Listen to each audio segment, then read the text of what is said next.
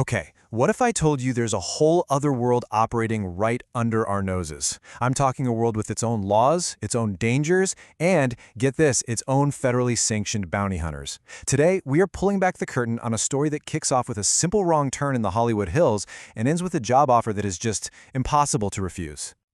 So, where do we start? Well, the whole story basically unfolds from this one question. See, our guy, Alex Ferris, is in a government debriefing, and he's telling his story like a full-on after-action review. We're getting the play-by-play straight from the man who lived it, moment by unbelievable moment. And believe me, what a story it is. It all starts at 5 in the morning on Mulholland Highway. You got a lone driver, a terrified young woman who's been literally rendered mute by magic, and this cryptic warning. A ritual sacrifice is about to go down at the hour of the wolf, and he's got less than 20 minutes to stop it. The clock is ticking, loud. So who is this man behind the wheel, right? Is he just some random guy in the wrong place at the absolute wrong time? Well, as we're about to find out, Alex Ferris is anything but your average guy.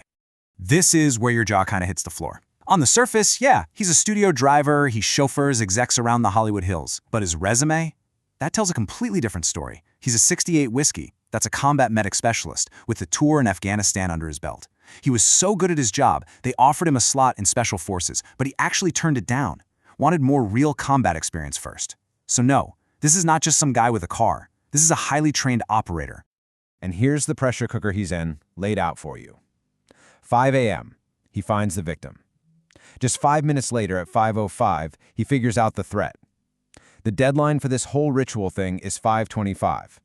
That's less than 20 minutes to find these kidnappers and stop a sacrifice. No backup, no plan, he just has to go. The police are on their way, but they're way too far out. So Alex, he makes a choice. He sends the victim off to safety and decides to go in himself. This is it. This is the moment he steps out of our world and into something else entirely. And this really is the million-dollar question, isn't it? Alex rolls up on the house with his handgun and a simple baseball bat. His enemies? Oh, they're casting spells and silencing people with glowing runes. He is literally bringing modern tactics to a magic fight.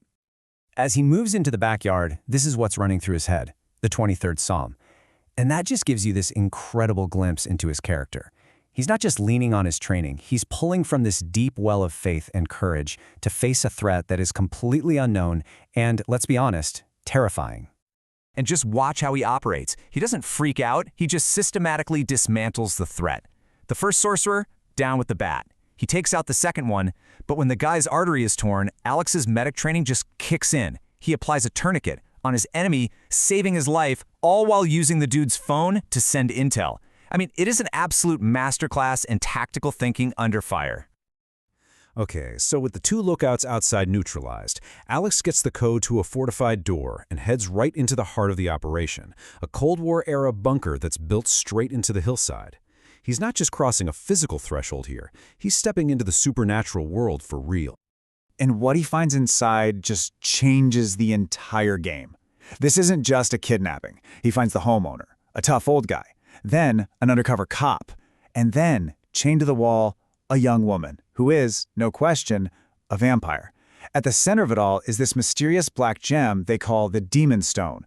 All of a sudden, the scale of this secret war just becomes crystal clear.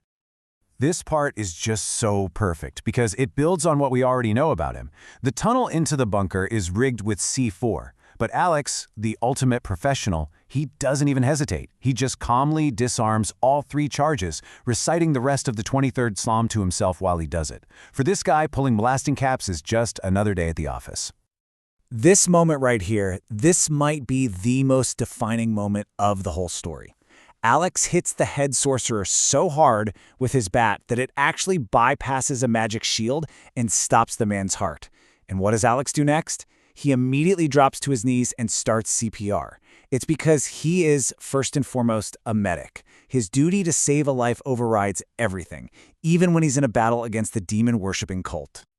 So, the fight's over, the sorcerers are in custody, and now the story takes this sharp, unexpected turn. Alex, and us, the audience, we discover that this chaotic world of magic and monsters, well, it's not lawless, not even close. It's actually governed by a super complex system of laws, agencies, and, you guessed it, straight-up bureaucracy. And the foundation for this whole system is the Perpetual Unearthly Forces Fund Act, or PUF for short. And it was established way back in 1901. This act basically created a government-sanctioned bounty system for supernatural threats. It turns monster hunting from a scary campfire story into a paid, regulated profession. And here is how that system works in the real world. This is the official breakdown of the PUF bounties for the family Alex just took down. 30 grand for each of the brothers, 60 for the daughter Tiffany, and a cool 100,000 for the dad. In a single night, his actions earned him a very substantial and completely legal paycheck. But PUF is just the start. You've got other laws like the Forbidden Knowledge Act. Think of it like a supernatural version of the Official Secrets Act.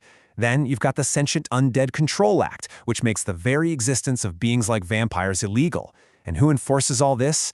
A clandestine government agency called the Monster Control Bureau, or MCB. So, Alex has survived the fight. He's proven his unbelievable skills. And he's just gotten a crash course in supernatural law. Now the people who operate in this hidden world, they've taken notice, and he is presented with a choice that is going to change his life forever.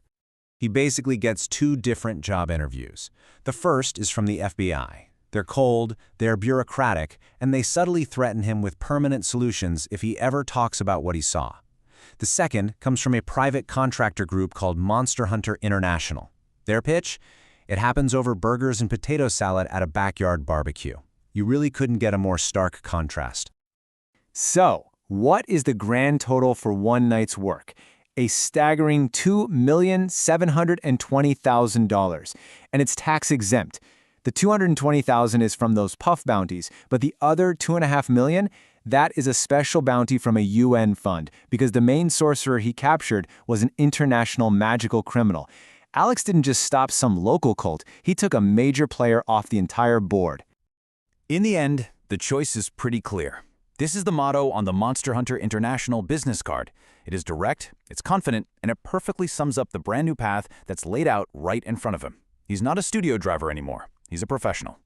Which really just brings us to the final question, doesn't it? After seeing all the danger, the complexity, and yeah, the rewards, what would you do? If you found out this hidden world was real, would you turn away or would you be brave enough to join the hunt?